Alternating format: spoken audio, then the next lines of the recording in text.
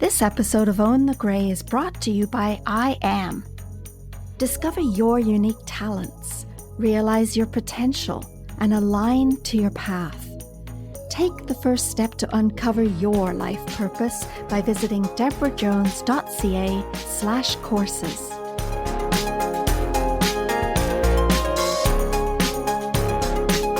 Is conventional medicine working for you?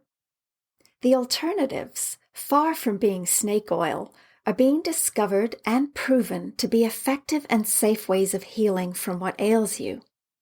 You'll be amazed at the variety of natural medicines and therapies available today.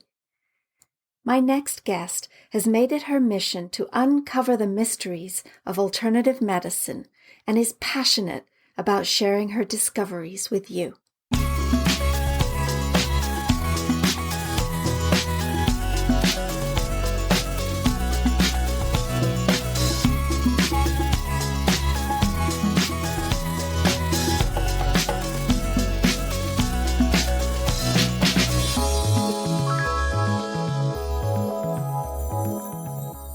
I use the term alternative to mean a possible choice and option, not a substitute. Alternative healthcare practices are systems built around theory and practice that evolved earlier than conventional medicine, which was after the Industrial Revolution in the 18th century.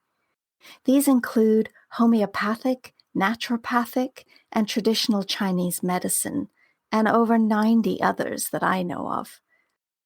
Integrated healthcare takes a holistic approach to healthcare, and it combines the benefits of conventional medicine with alternative healing therapies and counseling. It takes into account not only a person's physiological condition, but psychological, social, environmental, and even spiritual dimensions that can reveal underlying factors contributing to illness. Integrated medicine is seen as a real way forward.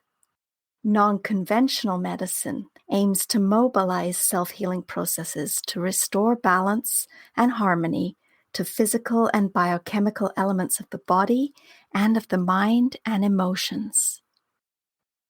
My next guest is Lisa Watson, a musician, singer, and songwriter, and while on her personal healing journey, she discovered that standard medical care had some shortcomings.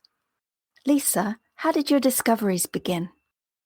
It was an accident, a happy accident, let's put it that way. So I had gone to see psychologists and that kind of thing, but they just kept repeating themselves. They would ask me the same questions. I'd pay for 6 sessions and we wouldn't get anywhere. It would be the same thing. So, how are you feeling today? Well, kind of the same as I was yesterday, have you got any suggestions? I remember my first practitioner, and I was just so fascinated with the idea that the body speaks and that what you say to yourself is who you become. That started the ball rolling for sure. So a new awareness of what you were experiencing and then seeing it from a different perspective. Definitely. Traditional medicine for day-to-day stuff in current medicine, they don't look at what's going on in your head. Now they have functional medicine, which is fast becoming part of common medicine. So for instance, some of the cancer clinics that they have now have recall therapy that they include with a number of different other things like chelation therapy and oxygen therapy and all kinds of really fascinating things that they do. But recall therapy digs deep into what's going on up here. So when we're talking about the language of the body, for instance, if you have issues with your gallbladder, well, the body is literal according to functional medicine. And Louise Hay did a big study around that too. She was famous for the body speaks, like the language of the body. You are what you think. And so in the case of gallbladder issues, what are you galled about? I personally had that issue for a while where I was asked, what is it that you're galled about? Oh, I'm not galled about anything. But then when I went home, I had to think about what gall meant. So I'm frustrated with this and I'm galled because of, I don't know, the leadership, government leadership, or the guy in front of me, who isn't going fast enough or didn't put his blinker on, or like there's all realm of things that you can be galled about. And gall is not just anger. It's so many things. So when I started to think about it, I saw the connection. In the case of cancer, the think is around resentment. In the case of heart issues, it's around matters of the heart and heartache and sadness. In the case of, let's say, allergies, what or who are you allergic to? Yeah.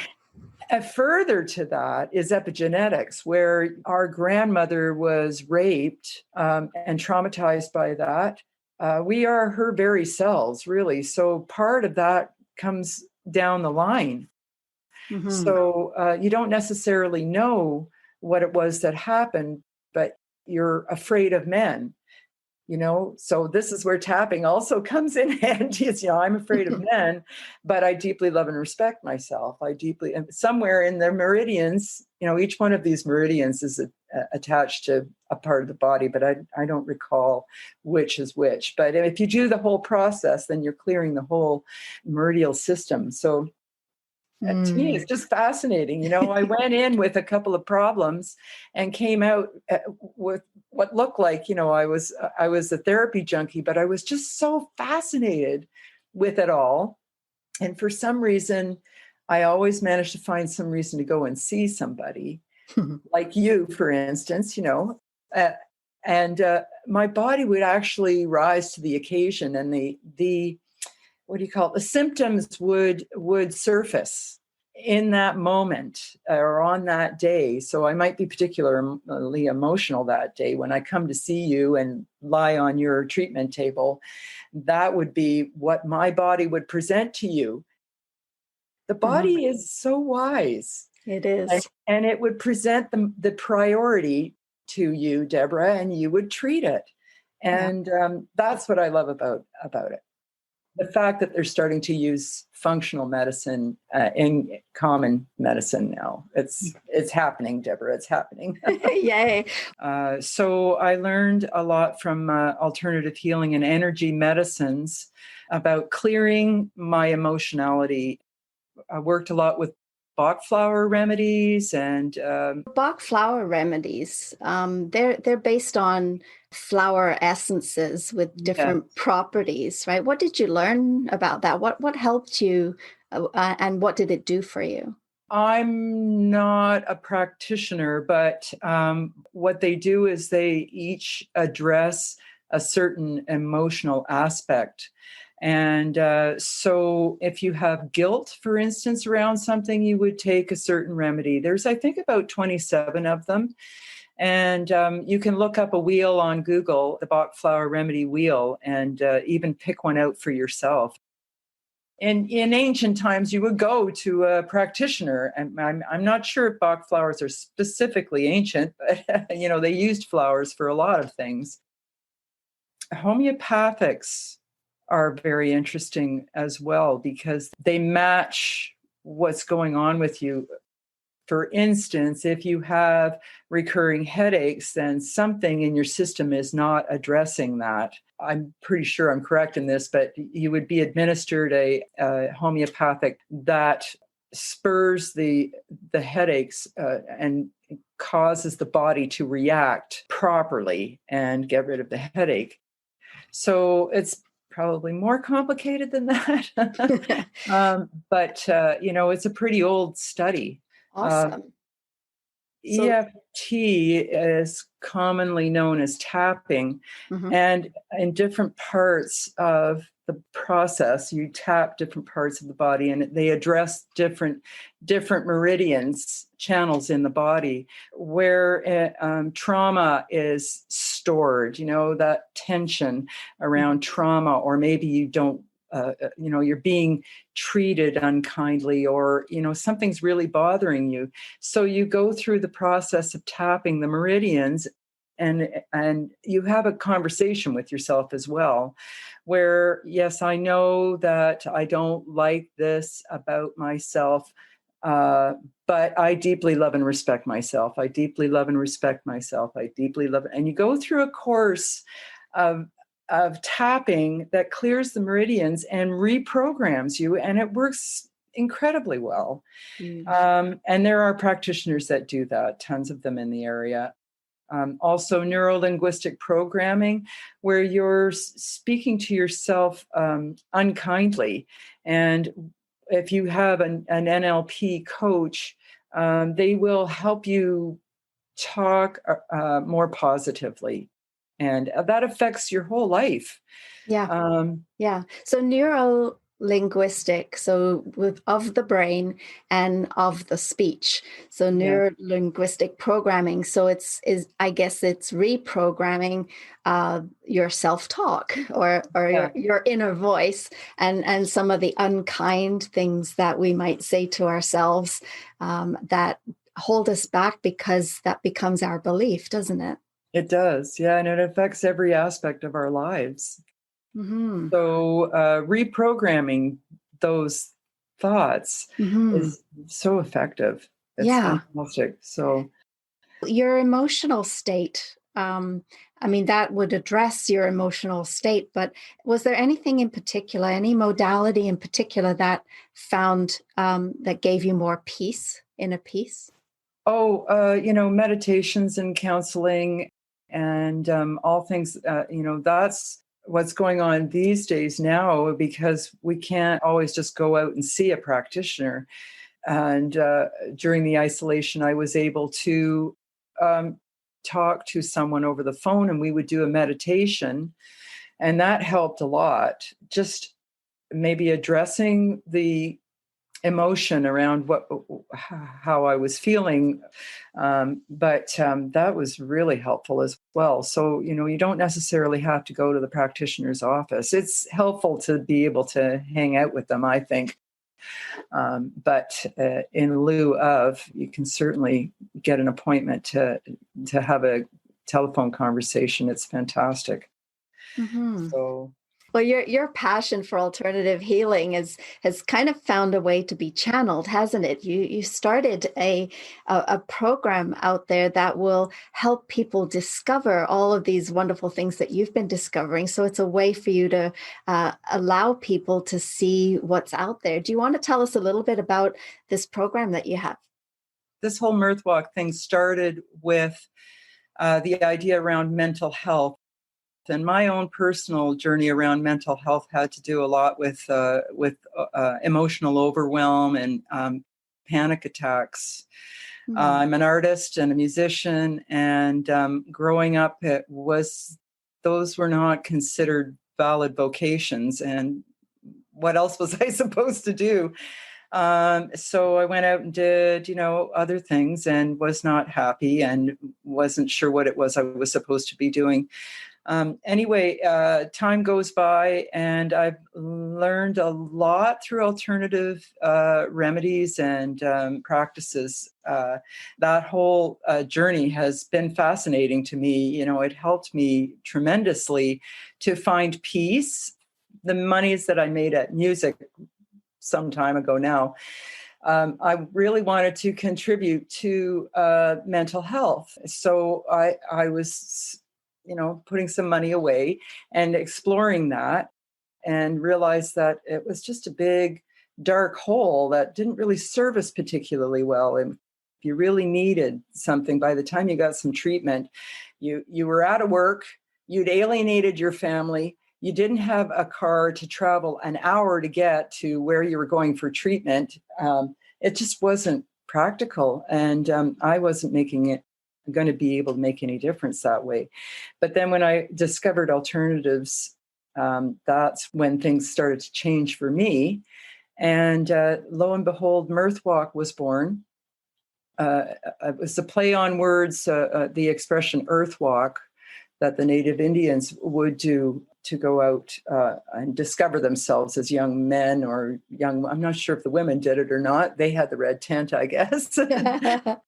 But if you know what the word mirth means, it's to be mirthful, to be happy, to be full of joy and innocence. And I believe that we were meant to walk this earth mirthfully. So there came the play of words. And then, Deborah, you helped me set up the website and the function to help people get a leg up and get a bit of funding to help them afford to get in to see a healer. Quite often, a practitioner will take chickens and potatoes. They are so determined to help people be healthy, but really, most of the time they don't need chicken and potatoes. They need the current form of currency. The energy exchange that is useful to us today, for sure. Although chickens and eggs are useful to us too. Yeah. But we also have bills to pay, right? Yeah. Right. Kind of helps both sides. Mirthwalk has a listing of several practitioners, not all of them yet, and shows different tools that we have to help, whether they're Reiki or essential oils or whatever practices they're doing. And then you can see who's in your neighborhood and apply for funding through them. I pay the practitioner out of the fund, Mirthwalk funds, and it's $50, currently $50 for a visit. It might be $150 to get in to see somebody, or $110, let's say. But if you don't have that much, I think it's helpful. So. Yeah, it really is helpful. And for anyone who's interested in either applying for the Mirthwalk funding, or any healers that might be listening, simply go to mirthwalk.com and all the information is there for you. So, Lisa, what advice would you give to someone who's considering getting help for their emotional, their mental state? What advice would you give them? I would say that first thing is to find yourself a practitioner, whether it's from the website, the Mirthwalk website, stable of practitioners, or whether you know or have heard of somebody that you think would be a good fit.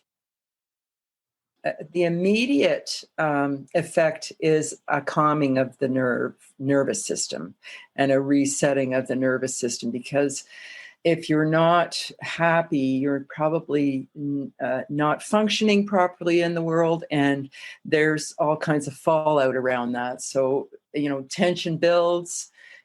First order of business is to calm you. And second is to gain some insight from it, to take home insight. So, and possibly some treatments. The practitioners have so many studies under their belt. They don't go to conventional school, but they take so many courses and they have so many tools. It's amazing, some of the things that are out there. So, find somebody that you think you'll like that can help you. So. And just try it and see what happens, right? Yeah. And then you'll notice, I find with my clients too, that relaxation aspect is something that we overlook, that we think relaxation is just too simple. How can that possibly help me? But it's, until you come down a few points in your energy, you cannot get in touch with exactly what's going on.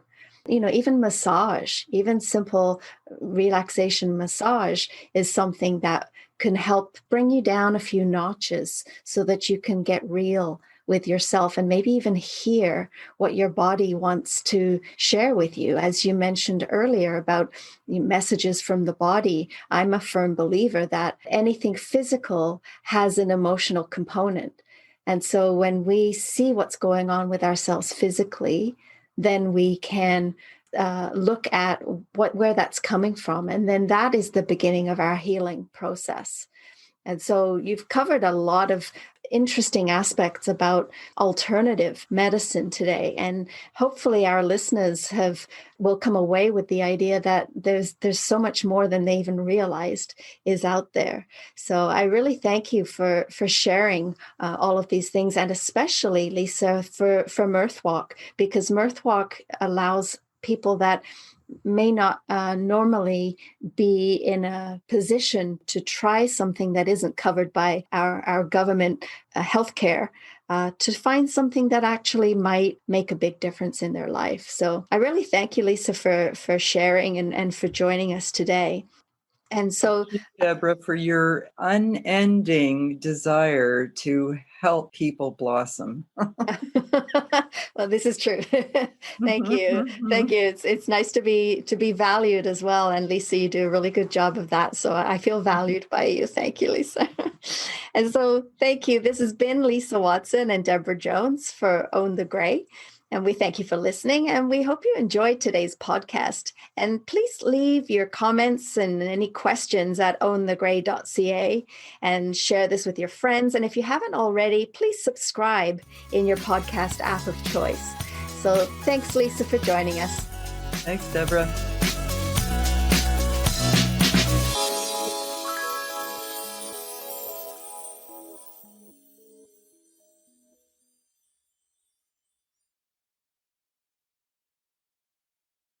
Since this recording, Mirthwalk now pays 75 Canadian dollars towards the alternative therapy of your choice. If your chosen practitioner is not yet listed on the Mirthwalk website, direct them to mirthwalk.com and we'll take care of the details so that you can get the healing that you need.